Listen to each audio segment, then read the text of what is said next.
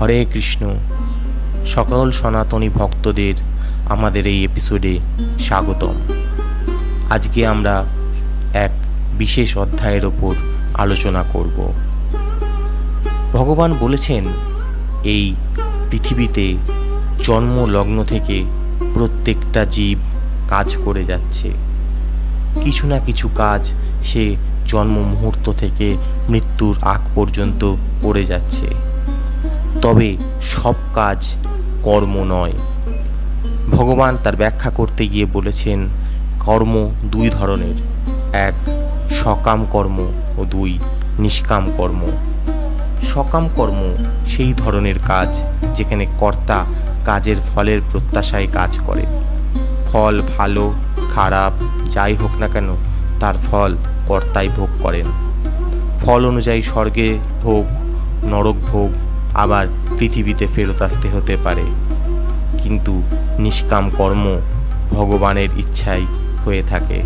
সেখানে ভক্ত ভাবে যে কাজ করছে তিনি, সেই কাজ স্বয়ং ভগবান তাকে করাচ্ছেন।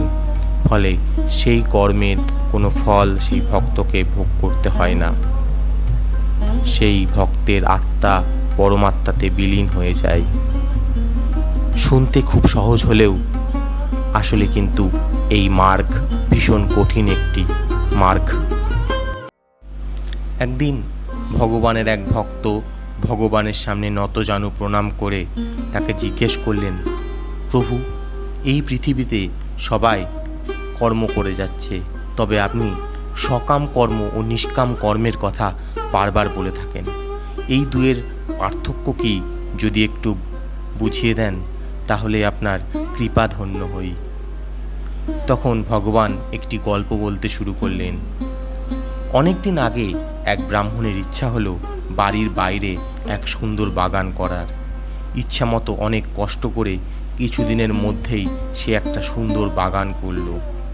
সময় মতো বিভিন্ন ফুলের সুবাসে আর সৌন্দর্যে তার বাগান ভরে উঠল।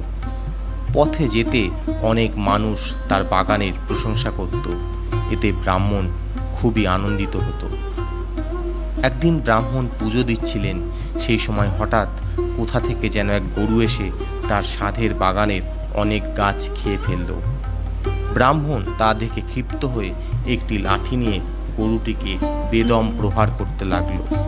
এক পর্যায়ে গরুটি মরেই গেল। এতে সে একটু বিচলিত হয়ে গেল। গোহত্যা করেছে সে যে মহাপাপ, সে এখন কি করবে? যাই হোক, গরুটিকে সে বাগানের এক কোণায় ফেলে বাড়িতে উঠোনে গিয়ে বসল এবং চিন্তা করতে লাগলো এই মহাপাপ থেকে মুক্তির পথ কি। চিন্তা করতে করতে একটি উপায়ও পেয়ে গেল। কিছুক্ষণ পর পাপ এলো তার কাছে। সে বলল, ওহে ব্রাহ্মণ, তুমি গোহত্যা করেছ, অনেক বড় পাপ করেছ, এখন আমি তোমার মাঝে প্রবেশ করব। ব্রাহ্মণ বলল, দেখো, তুমি তোমার কাজ করবে সেটা ঠিক আছে, কিন্তু তুমি আমার কাছে কেন এসেছো? আমি কি কিছু করতে পারি? সবই তো ঈশ্বর করান। তিনি যা করিয়েছেন আমি তাহাই পালন করি। আমার কি দোষ? তুমি বরং ঈশ্বরের কাছে যাও, তাকেই ধরো। পাপ দেখলো, কথা খারাপ বলেনি ব্রাহ্মণ, যুক্তি আছে। সে ঈশ্বরের কাছে গেল। ঈশ্বর বলছেন, তুমি আমার কাছে কেন? পাপ তাকে ব্রাহ্মণের সব কথা খুলে বলল। ঈশ্বর তাকে বলল, তুমি দাঁড়াও, আমি দেখি কি করা যায়। কিছুক্ষণ পর ব্রাহ্মণের বাড়ির সামনে এক পথিক আসলো ও তার বাগানের প্রশংসা করতে শুরু করলো। তাতে ব্রাহ্মণ অনেক আনন্দিত হলো। পথিককে সব ঘুরিয়ে দেখাতে লাগলো। পথিক বলল, বাহ, এই ফুল তো খুবই সুন্দর, এটা কে করেছে? ব্রাহ্মণ বলল, আমি করেছি, এটা অনেক দূর থেকে আনতে হয়েছে। পথিক বলল, বাহ, এই গাছগুলোতে অনেক সুন্দর, এগুলো তো অনেক যত্ন করতে হয়, এত সব কে করে? ব্রাহ্মণ বলল, আমিই করেছি, সারাদিন তো পুজো আর এই বাগান নিয়েই থাকি। সব দেখে পথিক সেই গরুর সামনে গেল এবং অবাক হয়ে জিজ্ঞেস করল, এখানে মরা গরু কেন? প্রহারের দাগ দেখা যায়, এটা কে করেছে? ব্রাহ্মণ তখন নিশ্চুপ। পথিক বলল, সব ভালো কাজ আপনি করেছেন, আর খারাপগুলো শুধু ঈশ্বর করেছেন, তাই না? ব্রাহ্মণ তার ভুল বুঝতে পারল এবং পাপ এসে তাকে ধরল। এতেই বোঝা যায় ভক্তরা নিষ্কাম কর্ম কতটা উচ্চ পর্যায়ের। নিষ্কাম কর্মযজ্ঞের জন্য দরকার ঈশ্বরের সাধনা, ভজন এবং ঈশ্বরের চিন্তন। মোহাগ্রস্ত মন, মোহাবিষ্ট মন, কাম ক্রোধ দ্বারা মন আবিষ্ট থাকলে কখনোই নিষ্কাম কর্ম সম্ভব নয়।